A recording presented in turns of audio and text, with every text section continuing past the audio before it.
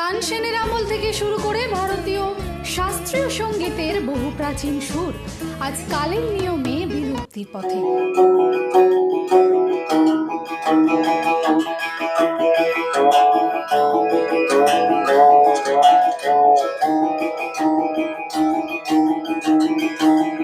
কিন্তু সেই হারিয়ে যাওয়া শতাব্দী প্রাচীন বাদ্যযন্ত্রগুলোকেই নতুন করে প্রাণ দিয়েছেন বিশিষ্ট শাস্ত্রীয় সঙ্গীত শিল্পী জয়দীপ মুখার্জি।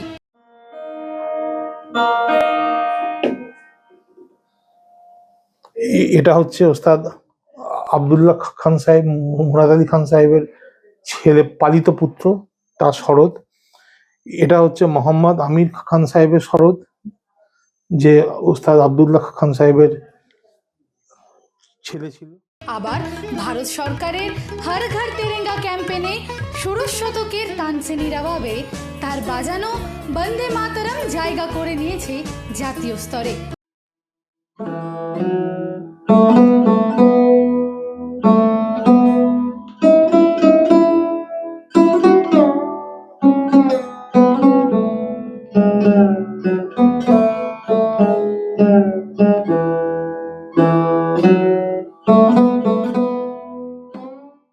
সম্পূর্ণ ব্যক্তিগত প্রচেষ্টায় তিনি গড়ে তুলেছেন এক ঐতিহাসিক সুর সংগ্রহশালা। এই অনন্য উদ্যোগের পেছনে অসাধারণ যাত্রার গল্পটা ঠিক কেমন শুনবো শিল্পীর নিজের মুখেই। চারপাশে এত সুন্দর একটা বিষয় আপনি সাজিয়েছেন, একটা মিউজিয়াম করেছেন, এই যে বিষয়টা মাথায় কিভাবে এলো, মানে কিভাবে শুরুটা করলেন?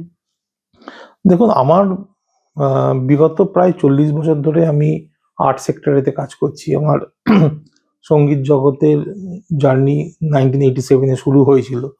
সেই থেকে দেখতে গেলে প্রায় 40 বছর হয়ে গেল আমার। এবং বিগত 20 বছর ধরে আমি এই পুরাতন যন্ত্র রিস্টোরেশন, রিসারেকশন, রিভাইভাল এই নিয়ে কাজ করছি। যখনই কোনো পুরাতন যন্ত্র পেয়েছি বা আমাদের যেটা ঘরানা, সিনিয়া শাহজাহানপুর ঘরানা, সেই সিনিয়া শাহজাহানপুর ঘরানাতে যে সমস্ত যন্ত্রগুলো আগে বাজতো, যেমন সুরশৃঙ্গার, সুর রবাব, তানসেনি রবাব বা সেনি রবাব, মোহন বীণা, এগুলো সম্বন্ধে আমার ইন্টারেস্ট ছিল খুবই। তা আমার মাস্টারমশাই পণ্ডিত স্বর্গীয় প্রণব কুমার নাহা, তাকে যখন আমি বলি, তিনি তখন বলেন যে আগে সরোদটাকে কনসেন্ট্রেট করো, তারপর বাকি যন্ত্রগুলো হবে। তা 20 বছর সরোদ শেখার পরেতে একদিন উনি বললেন যে সুরশৃঙ্গার শুরু করো। তা সেইভাবেই আমার সুরশৃঙ্গার শুরু হলো। তারপরে আস্তে আস্তে একে একে সুর রবাব, সেনি রবাব এসব যন্ত্রগুলো এলো, মোহন বীণা। তা বিগত 20 বছর ধরে ভারতবর্ষের বিভিন্ন জায়গা ঘুরে এবং আমাদের পারিপার্শ্বিক থেকে বেশ কিছু যন্ত্র আমি উদ্ধার করি, এবং সেই যন্ত্রগুলো আমার ইচ্ছে ছিল যন্ত্রগুলো স্টেজেতে বাজাবো। এই যন্ত্রগুলো যেগুলো জানি, যেগুলো অবহেলিত হয়ে পড়ে থাকে বা মিউজিয়ামে দেখা যায়, আপনি সুরসিংহ যেমন মিউজিয়ামে দেখতে পাবেন, সুরবার মিউজিয়ামে দেখতে পাবেন, এইসব যন্ত্রগুলো যেগুলো এখনকার দিনে খুব একটা বাজনা হয় না, খুব কম লোকে বাজায় বা বাজায় না, এবং সেগুলো কনসার্টের থেকে মিউজিয়ামেতেই বেশি দেখা যায়।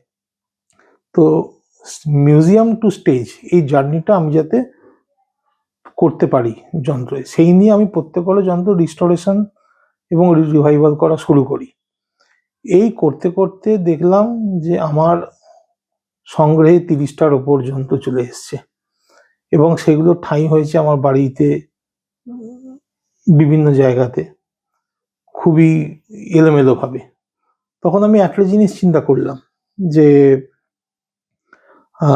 সরোদের তো প্রধানত 3টে ঘরানা আছে, যে একটা হচ্ছে ওস্তাদ আমজাদ আলী খান সাহেবের গোয়ালিয়র ঘরানা, তারপর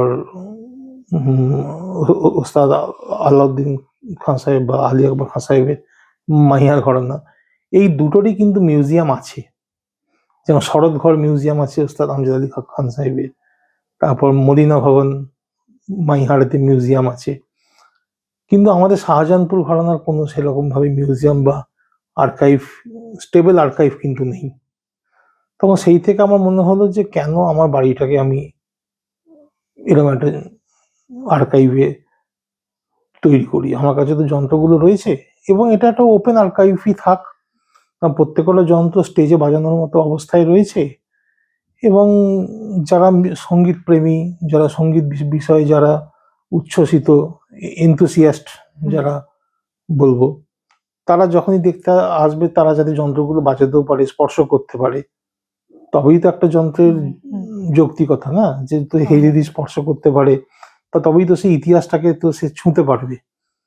তো ওই জন্য আমার আর্কাইভেতে যেসব যন্ত্রগুলো আছে, it is open for viewing, open to play, open to touch. তার কারণ এটা আমার নজরে এসছে, এটা আমার উপলব্ধি যে যারা সঙ্গীত প্রেমী তারা কখনো যন্ত্রের তার ধরে বা যন্ত্র ধরে উল্টোপাল্টা ভাবে টানাটানি করে না, তারা তার সঙ্গেই তারা যন্ত্রে হাত দেয়। সুতরাং আমার প্রেসেন্সে বা আমার বাড়ির লোকের প্রেসেন্সে তারা যদি কোনো যন্ত্র দেখে, যদি বাজাতে চায়, they are open to do that. In the meantime আমার ঘরেতে মুরাদ আলী খান সাহেব, আবদুল্লাহ খান সাহেব, মোহাম্মদ আমির খান সাহেব, রাধিকা মৈত্র, এদের সব যন্ত্রগুলো যখন আমার স্টকেতে চলে আসতে থাকলো, তখন তো আমি এন্টার লাইনেজটাকে তো পেয়ে গেলাম সাজিয়ে রাখার জন্য। সেই স্বরদের বিবর্তন বিভিন্ন জেনারেশনে কিভাবে হয়েছে, তো সেই থেকে আমার মাথায় এলো যে তাহলে জিনিসটাকে একটা সুন্দরভাবে একটা মিউজিয়াম করা যেতে পারে। এত সব পুরনো প্রাচীন বাদ্যযন্ত্র আছে, এর মধ্যে আপনার সব থেকে স্পেশাল কোনটা, মানে যেটা আপনার খুব কাছের? আমার ব্যক্তিগতভাবে সব থেকে ভালো লাগে মোহনবীণা, যেটা আমার দাদা গুরু রাধিকা মৈত্র 1948 সালে তৈরি করেছিলেন। তা দেখাচ্ছি আমি, এইটা হচ্ছে মোহনবীণা। তা আপনি যদি এই যন্ত্রটা একটু দেখেন, দেখবেন যে এটার মধ্যিখানটা হচ্ছে শরদের মতো, হ্যাঁ, এই সাইডটা হচ্ছে বীণার মতো, আর এই সাইডটা হচ্ছে একটা সুরশৃঙ্গার বা সুর বাহারের মতো। মানে এটা একটা যন্ত্র যেটা 3 in 1 ইনস্ট্রুমেন্ট। সুতরাং এটা দিয়ে আমি স্পিডেও বাজাতে পারি, এটা দিয়ে আমি লম্বা আলাপও করতে পারি, মানে 3টে যন্ত্রের কাজ একটা যন্ত্রে করা যেতে পারে। এই জন্য এই যন্ত্রটা আমার কাছে খুবই ক্লোজ একটা যন্ত্র। শরৎ তো অতি অবশ্যই, ওটা দিয়ে আমার শিক্ষা জীবন শুরু হয়েছিল। একটু বাজিয়ে যদি শোনাতে পারেন। নিশ্চয়ই।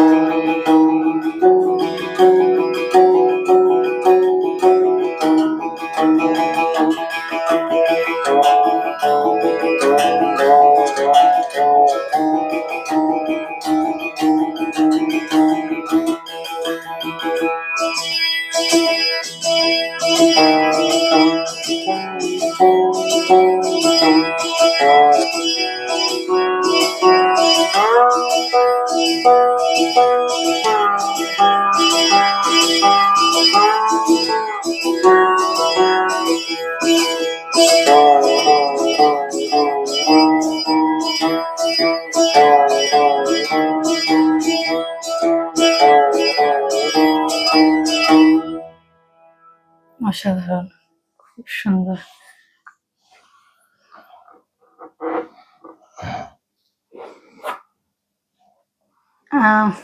আমি লিখে দিয়েছি, আর হ্যাঁ, রেখে দিয়ে আসো। দাঁড়াও, এটা জাতীয় সংস্কৃতি মন্ত্রকের উদ্যোগে হর ঘর তেরেঙ্গাতে আপনি তানসেনের অভাবে বন্দে মাতরম ধরেছিলেন। বিষয়টা কতটা আপনার কাছে গর্বের ছিল বা কতটা আনন্দের ছিল? খুব ভালো লেগেছিল আমার। তার কারণ তানসেনের অভাব হচ্ছে, যন্ত্রটা হচ্ছে প্রায় 500 বছর উপরে যন্ত্র, এবং আমার কাছে যে যন্ত্রের পিসটা আছে সেটা 300 বছরের হতে পারে, 350 হতে পারে, 400 বছরও হতে পারে। তো আমি এটা আগ্রা থেকে এই যন্ত্রটা নিয়েছিলাম, এবং যে চাচাজি আমাকে যন্ত্রটা দিয়েছিলেন তার তখনই বয়স ছিল প্রায় 85 বছর, বা তার থেকেও বেশি হবে। তা সে বলেছিল যে আমি যখন ছোট ছিলাম এবং আমার দাদুর বাবা যখন দোকানে বসতো তখন থেকে আমি যন্ত্রটা দেখে আসছি।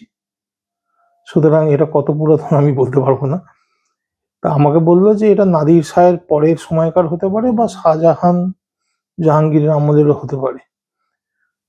তো নাদির শাহের পরেতে তো একটা বড় চেঞ্জ এসেছিল, উনি সব ভেঙে ভেঙে দিয়ে চলে গেছিল। তা সেই সময়কার পরে নাদির শাহ কবে করেছিলেন, 1930s, সরি 1730s এর সময়কার। তো 1730s এর পরের হতে পারে, বা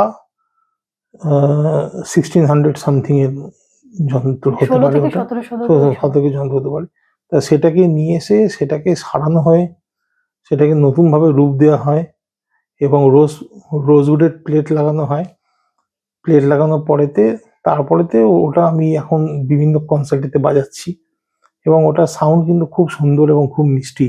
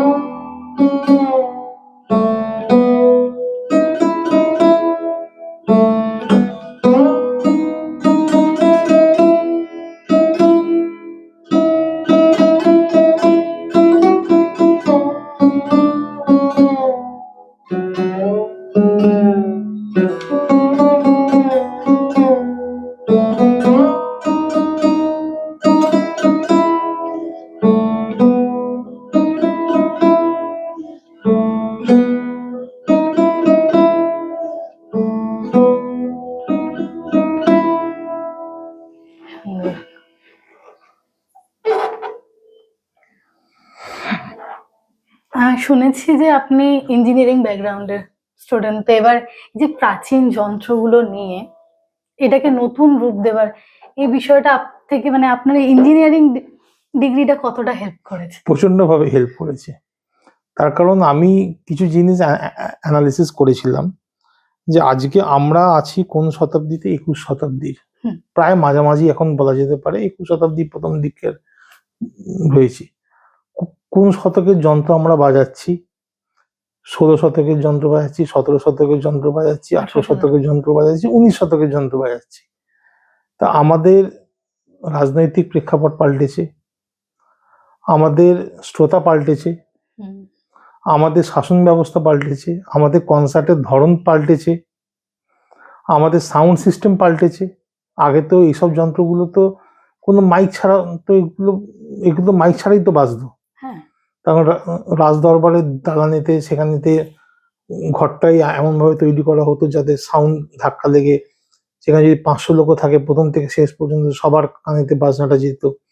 কিন্তু তার জায়গায় আমরা এখন মাইকস পাচ্ছি, উন্নত ধরনের অ্যাকস্টিক্স পাচ্ছি। তো ওই জন্য আমার মনে হলো যে এই যন্ত্রগুলোর আধুনিকীকরণ করা দরকার। যেমন এই তানসেনির অভাবে যে এই স্ট্রিংস গুলো লাগানো ছিল, আগে লাগানো হতো ছাগলের নাড়ির তার লাগানো হতো, ঠিক আছে। তার জায়গায় আমি কি করলাম, আমি মেটালিক স্ট্রিংস লাগালাম, ঠিক আছে, এবং মেটালিক রোজউডের প্লেট লাগালাম, যার ফলে যন্ত্রটার রেজোনেন্সটা একটু বেড়ে গেল, সাউন্ডটা একটুখানি মিষ্টি হলো। হ্যাঁ, সুতরাং এইভাবে প্রত্যেক কটা যন্ত্র, সুরশৃঙ্গার অত বড় যন্ত্র, সেটাকে নিয়ে আগেকার দিনে ওস্তাদরা নয়, তাদের সঙ্গে 10 জন ছাত্র যেত, তাদের সঙ্গে বড় ফিটন গাড়ি যেত, যন্ত্র নিয়ে ট্রাভেল করা তাদের পক্ষে খুব ইজি ছিল, কারণ তাদেরকে নিজেকে করতে হতো না। কিন্তু এখানে অর্গানাইজারদের কথা মাথায় রেখে আমাকে আজকে দিল্লিতে প্রোগ্রাম করতে হচ্ছে, তো পরশুদিন বোম্বেতে করতে হচ্ছে, তারপর দিন আবার আগ্রাতে করতে হচ্ছে। তখন আমি দৌড়াদৌড়ি করবো কি করে? ফ্লাইটে তো বেশি বড়, বা ট্রেনেতে আমি যদি যাই, অত বড় তো আর ট্রেনের নিচে তো আর ঢুকবে না। ওই জন্য যন্ত্রগুলোকে একটা স্ট্যান্ডার্ড সাইজে আমাকে নিয়ে আসতে হয়েছে, এমন ভাবে নিয়ে আসতে হয়েছে যাতে যন্ত্রের সাউন্ড কোয়ালিটি এবং টোনাল কোয়ালিটি যেন স্যাক্রিফাইস না হয়। সেইখানেই ইঞ্জিনিয়ারিং এর ব্যাপারটা আসে। হুম, বুঝতে পারছেন? এটা ইঞ্জিনিয়ারিং ব্যাকগ্রাউন্ডটাই কিন্তু আমাকে সাহায্য করেছে। করেছে জিনিসটাকে হেল্প করতে, এবং কি মাইক আমি লাগাবো, সেই মাইকের অ্যাকাস্টিক্সটাকে স্টাডি করা, সেই মাইকের ডায়নামিক্সটাকে স্টাডি করা। হ্যাঁ, আমি আমার পুরাতন একজন প্রফেসরকেও আমি ফোন করেছিলাম যে কিরকম সাউন্ড সিস্টেম আমার পক্ষে করা উচিত হবে, অ্যাক্টিভ পিক আপ লাগাবো না পাসিভ পিক আপ লাগাবো, বা তার সঙ্গে আমাকে কি বলে ফ্যান্টম পাওয়ার কখন আমাকে লাগাতে হবে, সেই ফ্যান্টম পাওয়ারটা কত ছোট নেবো না একটু বড় নেবো, যেখানে কন্ট্রোল গুলো থাকবে, যার ফলে এন্টার সাউন্ডের কন্ট্রোলটা আমার হাতে থাকে। যখন আজকে একটা লোক যখন বাজনাটা শুনছে, তখন তার যেন ভালো লাগে নিশ্চয়ই, হ্যাঁ। সাউন্ডটা। আগেকার দিনে তো ঢাল তরোয়াল নিয়ে তো যুদ্ধ হতো, হ্যাঁ, ঠিক আছে? এখন তো আর আমাদের সীমান্তের লোকেরা রাফাল নিয়েই যুদ্ধে যায়, বোফোর্স কামান নিয়েই যায়, দলমাদল কামান নিয়ে যায় না। সুতরাং আজকে যদি আমাদের সবকিছুই যদি উন্নত হয়ে থাকে, সঙ্গীতও আমাদের উন্নত হয়েছে।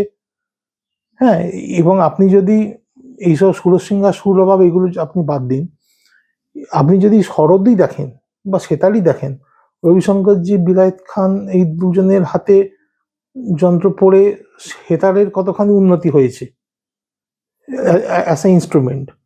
আজকে ওস্তাদ আমজাদ আলী খান সাহেবের হাতে শরৎদা পড়ে, আপনি যদি ওনার 10 বছর অন্তর অন্তর ভিডিও দেখেন, দেখবেন যে উনি ওনার শরতের মডেল প্রতি 10 বছর 15 বছর অন্তর অন্তর চেঞ্জ হয়েছে। তো সেম ক্ষেত্রে বিভিন্ন যন্ত্রের তানপুরা, কত রকমের তানপুরা এসছে, এখন লোকে স্কোয়ার তানপুরা বাবা যাচ্ছে, যাতে করে ট্রাভেলটা তাদের সুবিধা হয়। আমার কাছে তো বিনা তানপুরা রয়েছে, কিন্তু এই বিনা তানপুরা কনসার্টেতে ঘাড়ি করে ক্যারি করে নিয়ে যাওয়াটাই হচ্ছে একটা বড় ব্যাপার। এক হচ্ছে যন্ত্রটা 100 বছরের ওপর, মানে খুবই ভালনারেবল। সুতরাং যে কোনো মুহূর্তে যদি এটা ভেঙে টেঙে পড়ে যায়, তখন তো আমার আফসোস থাকবে না, এবং আপনার সঙ্গে আপনাদেরও আফসোসের শেষ থাকবে না। তা ওই জন্যই আমাকে যন্ত্রগুলোকে আধুনিকীকরণ করতে হয়েছে, এবং তার জন্য ভারত সরকারের কাছ থেকে আমি 9খানা পেটেন্টও পেয়েছি, ডিজাইন পেটেন্ট। সেই যেগুলো আমি আধুনিকীকরণ করেছি, করার পরেতে আমার মনে হয়েছে যে সেগুলো একটা ডিজাইন সেফগার্ড করে দেওয়া উচিত, সরকারের খাতাতে একটা নাম লিখে দেওয়া উচিত একটা। তো সেটাই করেছি, 10-15 বছরের জন্য ভ্যালিডিটি থাকে, তারপর লোকেরা ব্যবহার করতে করতে মিশে যায়। আরো কিছু মানে এই তো সব তো এখানে আছেই, বাট আরো এমন কিছু যেটা আপনার কাছে নেই মনে হয়েছে, সেটা হয়তো আপনার ইচ্ছা আছে যে সেটাও আপনার মিউজিয়ামে রাখবেন? হ্যাঁ, সুর চয়ন বলে একটা যন্ত্র আছে। সুর চয়ন, আচ্ছা। হ্যাঁ, বলে একটা যন্ত্র আছে, যেটা আমার মিউজিয়ামেতে নেই। সেটাও আমি খুঁজছি, দেখছি যদি কোথাও পাওয়া যায়। আমি রাধিকা মোহন বাবুর 1938 সালের যে শরতের মডেলটা বানিয়েছিলেন, তার একটা ডুপ্লিকেট মানে তার একটা রিমেক আমি বানিয়েছি। কিন্তু সেই শরৎদা আমি যদি কখনো কোনো জায়গা থেকে পেয়ে থাকি, আমি সেগুলো আমার কাছে রাখবো। এইগুলো আমার ইচ্ছে আছে, আমার মিউজিয়ামটাকে একটুখানি বাড়ানোর ইচ্ছা আছে। এবার দেখা যাক এটা কতখানি আমি করতে পারি। 20 বছরের প্রচেষ্টায় যদি এতগুলো যন্ত্র করতে পারি, আগামী 20-25 বছরের প্রচেষ্টা হয়তো একটুখানি এগোতে পারবো বলে আশা করি। আরো সুন্দর হবে মিউজিয়াম। যেমনটা আপনি বলছিলেন যে সময় এগোচ্ছে, মানুষদের মানে সঙ্গীত নিয়ে টেস্ট চেঞ্জ হচ্ছে, সবকিছুই বদলাচ্ছে। তো এই যে, কিন্তু আপনার কাছে যে বিষয়টা আছে ঐতিহাসিক সব যন্ত্র, প্রাচীন যন্ত্র, এই সম্পর্কে আমাদের মানে সামনের যে জেনারেশন আসছে বা এই নবীন প্রজন্মকে কি বলে উদ্বুদ্ধ করবেন বা কিছু আগ্রহ যাতে জন্মায় তাদের এই সব যন্ত্রের প্রতি, শেখার প্রতি, কি যদি এই নিয়ে যদি কিছু বলেন? আমার কাছে 4 বছর থেকে 40 বছর এই বয়সের রেঞ্জের লোকেরা আমার কাছে শিখতে আসে, এবং আমি শিখতে গিয়ে একটা পদ্ধতি অবলম্বন করি। মোটামুটি 6 মাস 1 বছর শেখার পরেতে তারা হয়তো শিখছে সরোদ। তাকে বললাম যে, যখন সে আমাকে টাস্কটা দেখাতে এলো, আমি বললাম যে, তুই শরৎ আজকে বাজাসনি, তুই আমার ঘর থেকে সুর রবাবটা নিয়ে আয়, তুই তোর টাস্কটাই সুর রবাবে বাজা, দেখি আমি শুনি। ও ঘাড়ে করে নিয়ে আনলো, নিয়ে আমাকে বললো, দাদা এটা তো একটুখানি কষ্ট হচ্ছে আমার। না, হোক না কষ্ট, দেখি না, সরদে তো আমি তো শুনবই, তার থেকে সুর রবাবে শুনি। আচ্ছা, তুই যে মিটটা দিলি, এই মিটটা তুই যে একবার সুর সিঙ্গারটা নিতে, সুর সিঙ্গারে নিয়ে দেখতে এই মিটটা তুই দিতে পারছিস কিনা। মানে বিভিন্ন যন্ত্র স্টুডেন্টদেরকে টাচ করানো। তারা হয়তো সরোদ শিখতে পারে, তারা হয়তো আমার কাছে সে তারা এসে শিখছে, কিন্তু আমি হঠাৎ করে তার হাতে সুর বাহারটা দিলাম, দিয়ে বললাম যে একটুখানি বাজাও তো দেখি সুর বাহারেতে কিরকম কি করতে পারছে। তার হাতে দিল বাহারটা দিলাম, যেটা আমার দাদাগুরু রাধিকামন মৈত্র 1956 সালে বানিয়েছিল। তা এইভাবে এবং ওদেরও তখন একটা ইন্টারেস্ট হয় যে আমি যাই আজকে, বা হয়তো তারাও এসে রিকোয়েস্ট করে যে, দাদা আজকে আমি এই জিনিসটা একটু মোহনমিয়াতে বাজাবো, যদি আপনি কিছু মনে না করেন। না, বাজা। ওই যে তারা স্পর্শ করছে, এই যে তাদের প্রতি আমি যে ওপেন এন্ড করে দিচ্ছি, না শরৎদাই করতে হবে, না হলে হবে না, তোমার নিজের যন্ত্র নিয়ে আসবে। আমি আমার মিউজিয়াম পুরো ওপেন করে দিয়েছি তাদের জন্য। তাদের যেটা ইচ্ছা তারা সেই যন্ত্র নিয়ে তারা বাজাতে পারে। আমার কাছে একটা ছেলে আসে, তার এই মুরাদ আলী খান সাহেবের যন্ত্রটা খুব পছন্দ। ও আমাকে বলছে, দাদা এটা রেপ্লিকেট কি করা যেতে পারে। আমি বললাম, সেটা আমি বলতে পারবো না, তুই এটা ভালো করে ছবি তুলে কোনো মেকারকে দেখা, সে যদি বলে যে করে দিতে পারবে, কিন্তু সাউন্ড প্রোডাকশন ওরকম করতে পারবে কিনা সেটা আমি বলতে পারবো না। এটা কমপ্লিটলি তোমার ভাগ্যের ওপরে। এর থেকে ভালোও হতে পারে, আবার এর থেকে খারাপও হতে পারে, সেটা তো আর আগে থেকে তো কিছু বলা যায় না। তা তাকে আমি মুরাদ আলী খান সাহেবের যন্ত্রেতে বাজিয়ে তাকে তালিম দেওয়ালাম। সে 0.5 ঘন্টা 40 মিনিট সেই যন্ত্রটা বাজালো। এইভাবেই তাদের প্রতি, তাদের এই যন্ত্রের প্রতি তাদের ইন্টারেস্ট গ্রো করে। তো আমি দেখেছি এইভাবেই কিন্তু যন্ত্রের প্রচার হয়।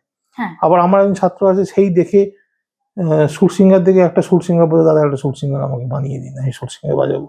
এবার সুর সিঙ্গারে দিয়ে সে প্রায় 1.5 বছর তালিম নিচ্ছে। বলে, দাদা একটু মোহন মিয়াটা বাজাবো আপনার। আমি বললাম, বাজাও। নিয়ে বাজালো, পরপর 2-3 সপ্তাহ বাজানোর পরে বলে, দাদা আমি এটা মোহন মিয়া করাতে চাই। এই যে সে দুম করে দুটো যন্ত্র সে বানিয়ে নিল, সে তো বাড়িতে প্র্যাকটিস করছে। এইভাবেই যন্ত্রের প্রচার হবে। হ্যাঁ, আজকে আমি কখনোই এই এত বড় যন্ত্র সুরসিঙ্গার, এটা কখনোই কোনো ব্যক্তি, কোনো লোক প্রথম সুরসিঙ্গার সে শিখতে চট করে আসবে না, একদম আসবে না আমি বলছি না, কিন্তু সে চট করে শিখতে আসবে না। তার কাছে হয় যন্ত্রটা তার বাড়িতে রয়েছে, সে সেটাকে শিখতে আসতে পারে, বা সে যন্ত্রটা সে দুম করে কারো কাছ থেকে কিনে ফেলেছে, তখন সে শিখতে আসতে পারে। কিন্তু লোকে ফার্স্ট শেখে কিন্তু হয় শরৎ, না হলে সেতার। এবার সেখান থেকে যখন তারা মাইগ্রেশনে যায়, তখন তাদেরকে আমি এই অন্যান্য যন্ত্রগুলোকে এইভাবেই আমি ধরানোর চেষ্টা করি, এবং এতে করে তাদের কিন্তু সঙ্গীত শিক্ষার প্রতি আগ্রহটা কিন্তু বাড়ে, এটা আমি দেখেছি। তবে বলা ভালো, এখানে শুধু বাদ্যযন্ত্রই সংরক্ষিত নেই, লুকিয়ে আছে কয়েক শতাব্দীর সুরের বিবর্তন। তানসেনের আবাব, সুরসিঙ্গার থেকে শুরু করে দুর্লভ মোহনবীণা। এবার জয়দেব মুখার্জির থেকেই সরাসরি জেনে নেওয়া যাক এই ঐতিহাসিক বাদ্যযন্ত্রগুলোর নেপথ্য কাহিনী। এইটা হচ্ছে সুরশৃঙ্গার, প্রাচীন সুরশৃঙ্গার 19th সেঞ্চুরির। এর প্রাচীনতা আপনি দেখতে পাবেন এর মুখে যে কাজটা আছে, এটা সাধারণত ময়ূর বা হাঁসের হয়ে থাকে, কিন্তু এখানে একজন ফকির বা বাবার মুখ করা আছে, প্রাচীন সুরশৃঙ্গার।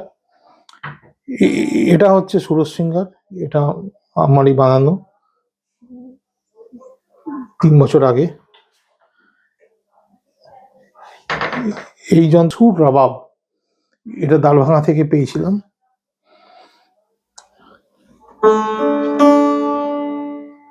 এটা হচ্ছে সুরশৃঙ্গার, এটা লুধিয়ানা থেকে পেয়েছিলাম, পেয়ে সেটাকে একটু প্লাস মাইনাস করতে হয়েছে। এটাও একটা সুরশৃঙ্গার, যেটা বানানো হয়েছিল, আমি বানিয়েছি 7-8 বছর আগে। এইটা হচ্ছে শতাব্দী প্রাচীন একটা সুরবাহার।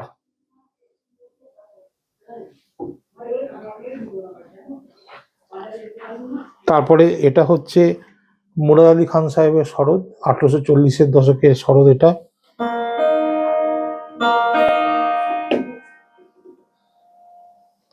এটা হচ্ছে ওস্তাদ আব্দুল্লাহ খান সাহেব, মুরাদ আলী খান সাহেবের ছেলে পালিত পুত্র, তার সরোদ। এটা হচ্ছে মোহাম্মদ আমির খান সাহেবের সরোদ, যে ওস্তাদ আব্দুল্লাহ খান সাহেবের ছেলে ছিল। এটা আমার দাদাগুরু সঙ্গীতাচার্য রাধিকা মোহন মৈত্রের সরোদ, 1956 সালে তৈরি। এটা রাধিকা মোহন মৈত্রেরই একটা সরোদের মডেল অনুসারে আমি এটাকে বানিয়েছি। এটা বুদ্ধদেব, পণ্ডিত বুদ্ধদেব দাশগুপ্তের মডেলের সরোদ। এই সরোদটার জন্য আমি ডিজাইন পেটেন্ট পেয়েছি। এই 6টা সরোদের মিক্স করে একটা যন্ত্র আছে, যেখানে এই 6টা সরোদের ক্যারেক্টার দেখানো হয়। সো 6 in 1 সরোদে এই একটা, এই যন্ত্র আমার মা আমাকে বানিয়ে দিয়েছে। এটা হচ্ছে তানসেনি রবাব, এটা 70-এর দশকের একটা সেতার। এটা 60-এর দশকের একটা তানপুরা। এটা হচ্ছে একটা যন্ত্র যেটা আমি চেষ্টা করেছি আমার মতো করে বানাবার, এবং পেটেন্টে অ্যাপ্লাই করেছি। এই যন্ত্রের নাম দিয়েছি আমি সুরবীণা। এটা সুর রবাব এবং মোহন বীণার মিক্স করে একটা যন্ত্র বানানো হয়েছে। এই দিকে যখন আমি আসছি, এইটা হচ্ছে রাধিকা মোহন মৈত্রের সিরিজ। এই দুটো হচ্ছে রাধিকা মোহন মৈত্রের মোহন বীণা, যে মোহন বীণা উনি 1948-এ বানিয়েছেন। তার বিলটাও আমার কাছে আছে, সেই রসিদটাও, সেটা আমি আপনাকে দেখাবো। এটা হচ্ছে দিলবাহার। যদি আপনি দেখেন যে মাথা থেকে এত অবধি এটা হচ্ছে সুরবাহারের মতো, তারপরেতে এটা সুর রবাবের মতো দিচ্ছে। এটা হচ্ছে দিলবাহার, এবং এটা হচ্ছে রাধিকা মৈত্রের সিস্টার নবদীপা, যেটা উনি 67 সালে বানিয়েছিলেন। এই যন্ত্রটি হচ্ছে সুরবীণা,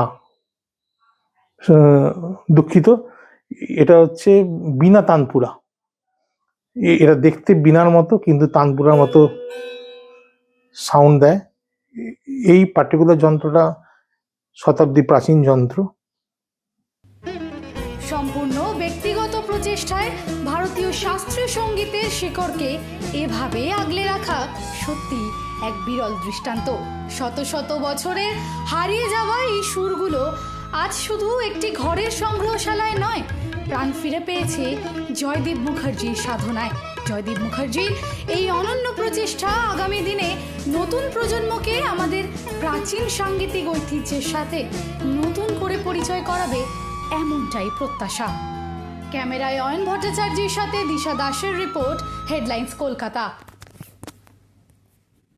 আনন্দ আর ভালোবাসার দীপ্তিতে গড়া সমুজ্জ্বল পরমা, ঠিক তোমারই মতো। শ্যাম সুন্দর কোম্পানি জুয়েলার্স, আগরতলা, উদয়পুর, ধর্মনগর, কলকাতা।